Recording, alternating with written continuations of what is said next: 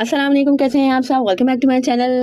PCB के official page पे Fakhar Zaman and Babar Azam the two heroes of today's victory ने आपस में खैर कॉन्वर्सेशन की है एक दूसरे से और काफ़ी काफ़ी अच्छे मूड में, काफ़ी अच्छे माहौल में ये कॉन्वर्सेशन की गई है और देख के खैर दिल खुश होता है। वही बात है कि जो बहुत से लोग कहते हैं कि रिफ्ट्स हैं टीम में या ग्रुपिंग्स हैं, दिस एंड दैट ब्ला ब्ला, तो खैर ऐसा कुछ भी नहीं है। और जिस तरह से वो बैठते हैं, जिस तरह से वो बातचीत करते हैं, जिस तरह से वो एक दूसरे को बैकअप करते हैं, तो आई डोंट थिंक ऐसा कुछ है।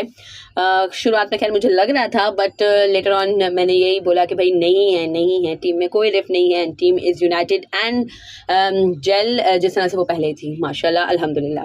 और खैर फिर फ़खर ज़मान और बाबर आजम की जो कॉन्वर्सेशन थी उसमें उन्होंने फ़खर ज़मान ने बाबर आजम पूछा कि कैसा लगा आपको आज का मैच, आपको क्या लगा, कैसी लगा आपको ये परफॉर्मेंस। तो बाबर आजम ने कहा कि आप बताएं कि आपको कैसा लगा। और फिर है कि उन्होंने कहा कि बाबर आजम ने कहा कि हमारा प्लान यही था कि फ़खर ज़मान को 15 ओवर्स वहाँ पे खेलने हैं, वहाँ पे है कि खड़ा रहना है। और हमें यही मालूम था कि अगर फ़खर ज़मान ने 15 ओवर्स खेल जाएगा अगर तो फिर मैच है कि वो वन साइडेड कर देगा और मैच हम जीत जाते हैं, क्योंकि मोस्टली ऐसा ही होता है जब फ़खर इस तरह की इनिंग्स खेलता है तो हम मैच विन कर जाते हैं। और जब मैं अंदर गया तो हमारा प्लान यही था कि हम 20 ओवर तक जाएंगे। जब माइंड में हमारी ये बारिश का नहीं था, डीएलएस का नहीं था, क्योंकि बारिश के इम्कानात नहीं थे, बादल नहीं थे। बट लेटर ऑन जब बादल आए तो फिर हमने टीम मैनेजमेंट से पूछा और फिर हम डीएलएस के हिसाब से चल रहे थे। एंड यही हमारा था कि है कि हमें ज़्यादा से ज़्यादा अपनी इनिंग को डीप करना है। और फिर फ़खर ज़मान ने पूछा कि हर छक्के के बाद आप क्या मुझे कह रहे थे, बताइएगा।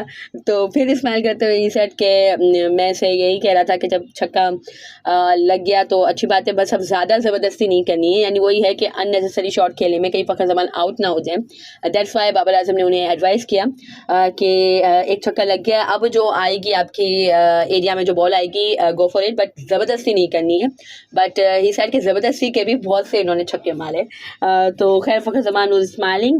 एंड फिर है कि दोबारा डीएलएस के हिसाब से उन्होंने कहा कि हमारा प्लान यही था जब है कि बारिश या है कि बादल वगैरह आए तो फिर हमारा प्लान यही था कि हमें डीएलएस के हिसाब से स्कोर करना है और बारिश आएगी तो हमें अहेड ही रहना है।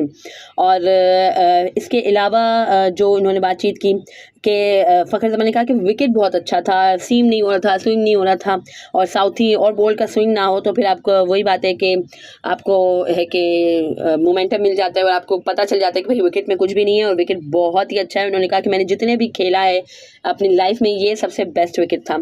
और फिर है कि बाबर आजम ने पूछा, बाबर आजम ने उनको हंसते हुए मुस्कुराते हुए कहा कि सॉरी टू से स्विंग हो रहा था बट आपने होने नहीं दिया। फ़खर ज़मान को कहा कि आपने होने नहीं दिया बट स्विंग तो हो रहा था। तो खैर फिर इसके अलावा इन्होंने आपस में बाबर आजम ने फ़खर ज़मान से पूछा कि कौन से शॉट या कौन से ओवर से आपको मोमेंटम मिला और आपने है कि एक्सेलरेट किया। तो ही सेड कि मेरा तो यही माइंडसेट था। मैंने अब्दुल्ला को यही बोला कि 4 ओवर्स हम देखेंगे, इसके बाद हम मारना शुरू करेंगे। और 2 ओवर्स में ही मैंने यही मुझे लगा कि भाई विकेट बहुत अच्छा है। बट स्टिल है कि फिर जब अब्दुल्ला आउट हो गया तो फिर है कि मैंने यही सोचा था कि मैं थोड़ा सा रुक के खेलूँ या है कि इनिंग को बिल्ड करूँ और फिर इसके बाद है कि एक्सेलरेट करना शुरू करूँ। फिर इफ्तिखार अहमद साहब के हवाले से वो लोग दोनों तबादला ख्याल कर रहे थे, थोड़े कसीदे भी पढ़े उनकी शान में। I don't know Iftikhar Ahmed साहब को क्यों इस तरह से तमाम ही जो प्लेयर्स हैं वो टीज़ करते हैं। आई थिंक बड़े हैं वो ऑब्वियसली, बट इस तरह से टीज़ करते हैं उन्हें। तो खैर एक अच्छी बॉन्डिंग है इनकी और अच्छा लगता है एज अ फ़ैन भी हमें। तो इफ्तिखार अहमद साहब के हवाले से उन्होंने पूछा बाबर आजम से फ़खर ज़मान ने कि इफ्तिखार क्या कह रहे थे और कि नया बॉल रिजवान कह रहे थे कि नया बॉल ग्रिप होगा और रिजवान को बोल रहे थे कि बाबर को कन्विंस करो कि नया बॉल ग्रिप होगा।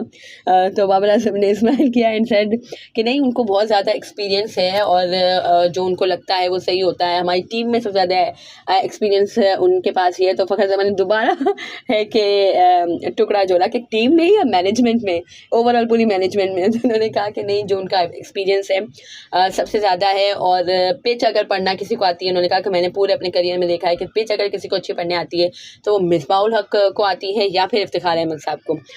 तो फिर फ़खर ज़मान ने मुस्कुराते हुए कहा कि भाई मुझे तो उन्होंने जितना भी कहा है ना आज तक उसका हमेशा उल्टा ही हुआ है। तो खैर ये बात तो मैं भी ऐड करना चाहूँगी। बाबर आजम साहब जो कह रहे थे कि पिच उनको अच्छा पढ़नी आती है, तो सॉरी टू से आजकल वो इतनी अच्छी पिच रीड नहीं कर रहे हैं। आज भी जो उनका जो फैसला था पहले बॉलिंग करने का, वो बहुत ही गलत था। ये तो फ़खर ज़मान ने बचा लिया, वरना हर बार ज़्यादा 400 चेज़ नहीं हो सकता है। अभी भी खैर यू नेवर नो, जिस तरह की हमारी सिचुएशन चल रही थी लग तो रहा था कि पाकिस्तान जीत जाएगा, बट जिस तरह से पाकिस्तान की असली रिवायात थे उस हिसाब से अगर तो खुदा न खासा एक आधी विकेट गिरती तो फिर हम कोलैप्स भी कर सकते थे। बट स्टिल है कि अगर इतनी अच्छी विकेट थी तो आपको पहले बैटिंग ही करनी चाहिए। मैं यही बोलूँगी कि आपको पहले बैटिंग करनी चाहिए थी, क्योंकि अगर आप इतना बड़ा स्कोर लगा देते तो है कि सामने वाली टीम पे उसका भी खैर प्रेशर होता है। अब यहाँ पे तो ये फ़खर ज़मान साहब थे तो उन्होंने प्रेशर लिया नहीं और मज़े से वो हिटिंग करते रहे। माशाल्लाह क्या ही कोई ज़बरदस्त उन्होंने हिटिंग की है। तो खैर इसी हवाले से मैं कह रही थी कि इफ्तिखार अहमद साहब पे जो बाबर आजम ज़्यादा भरोसा करें कि भाई पिच अच्छा पढ़ने आता है, तो पिच अभी तो रिसेंटली जो मैचेस हुए हैं एशिया कप में भी यही हुआ था कि जो इंडिया वर्सेस पाकिस्तान का जो दूसरा मैच था सुपर 4 का, उसमें हमने बिल्कुल तरीके से पिच रीड नहीं की थी और अभी भी यही हो रहा है। तो आई थिंक इफ्तिखार अहमद साहब को के ऊपर इतना ज़्यादा जो बिलीव किया जा रहा है वो थोड़ा सा कम किया जाए और थोड़ा सा अपने माइंड से भी सोचा जाए। और फिर है कि पिच पढ़ना, उन्होंने कहा कि भाई मिसबाह उनको बहुत अच्छा आता है। फिर बाबर आजम ने फ़खर ज़मान से पूछा कि आपकी बेस्ट इनिंग कौन सी थी। आई थिंक ये वन ऑफ द बेस्ट आपकी इनिंग थी। इन्होंने कहा कि 193 जो उन्होंने जो साउथ अफ्रीका के अगेंस्ट खेली थी, उन्होंने कहा कि वो मेरी माइंड ब्लोइंग इनिंग थी। मैं उसको हाईली रेट करता हूँ, क्योंकि वो मैंने वांडरर्स में खेली थी जो साउथ अफ्रीका का एक ग्राउंड है, स्टेडियम है, और वहाँ पे बॉल बहुत ही ज़्यादा बाउंस करता है, बहुत ही तेज़ पिच है। और वहाँ पे अगर उन्होंने कहा कोई एशियन इतने सुबह जाके इतने अच्छे रन्स कर दे तो वो बहुत ही खैर मुश्किल है एशियंस के लिए। स्पेशली मैं हमेशा ये कह रही हूँ, सेंचुरियन की पिच अभी बेहतर है साउथ अफ्रीका में, लेकिन जो वांडरर्स की जो पिच है ना वो बहुत ही खैर डेडली है। मैंने तो देखे हैं जितने भी मैचेस पाकिस्तान ने हमेशा वहाँ पे स्ट्रगल किया है, बट फ़खर ज़मान साहब ने वहाँ पे भी बहुत अच्छी परफॉर्मेंसेस दी हैं। 193 उन्होंने वहीं पे किया हुआ है। और है कि खैर वो 200 कर लेते हैं, बट ये क्विंटन डी कॉक साहब जो बड़े हाईली नहीं उड़ रहे अभी वर्ल्ड कप में, इन मोहतरम ने फेक फील्डिंग की थी और बहुत ही गलत तरीके से रन आउट कर दिया था फ़खर ज़मान को। वरना जब भी फ़खर ज़मान 200 करने वाले थे और हम मैच भी जीतने वाले थे, बट वही बात है कि जब फ़खर ज़मान को इस तरह से आउट कर दिया गया तो मैच भी हमारे हाथ से निकल गया था। बट खैर फ़खर ज़मान ने कहा कि मैं उसको हाईली रेट करता हूँ, बट वो तो खैर बायलैटरल सीरीज़ थी और ये वर्ल्ड कप है, और वर्ल्ड कप और जिस तरह की सिचुएशन में आई है तो बहुत ही अच्छी है कि मैं इसको भी हाईली रेट करता हूँ। बट सबसे ज़्यादा हाईली रेट मैं 193 रन की इनिंग को ही करता हूँ। और फिर इसके बाद बाबर आजम ने कहा कि आपकी सारी इनिंग्स मेरे लिए बहुत ही अच्छी हैं और मुझे बहुत पसंद है, क्योंकि आप जब भी इस तरह से खेलते हैं तो हम मैच जीतते हैं और अल्लाह ताला इसी तरह से आपको अच्छी परफॉर्मेंसेस कराते रहें। एंड हम सभी ने कहा कि आमीन। खैर that was all from the conversation. अगर आपको मेरी ये वीडियो पसंद आई हो तो लाइक कीजिएगा, share to friends and family, and to subscribe to my channel for more such content. अल्लाह हाफिज़।